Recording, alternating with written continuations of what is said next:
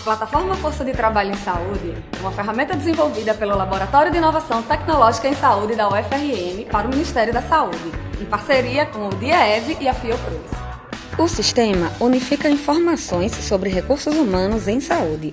Para isso, foram processadas as bases de dados do Cadastro Nacional de Estabelecimentos de Saúde, da Relação Anual de Informações Sociais, da Comissão Nacional de Residência Médica e do Censo Populacional. Estão disponíveis dados sobre profissionais de saúde, postos de trabalho, estabelecimentos, equipamentos e residência médica.